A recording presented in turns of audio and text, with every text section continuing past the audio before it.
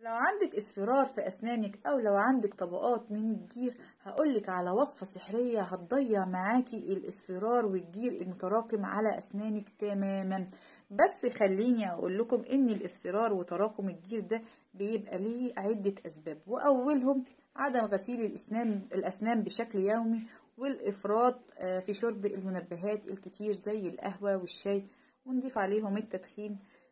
انا بتكلم رجالة وستات. طيب نعمل ايه عشان نرجع اسناننا تاني زي اللؤلؤ الابيض؟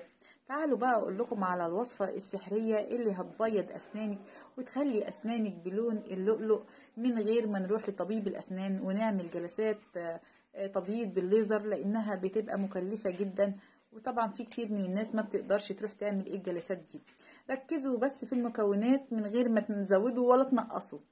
هنجيب ربع معلقة من بيكربونات الصوديوم، ربع معلقة صغيرة، المعلقة بتاعت الشاي نجيب منها ربع معلقة صغيرة بالظبط من بيكربونات الصوديوم من عند العطار.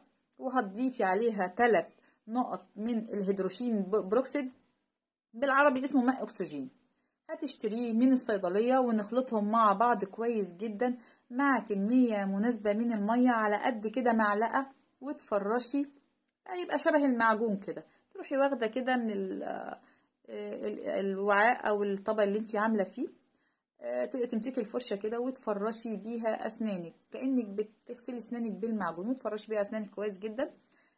بنعملها بس مرة في الشهر او مرتين.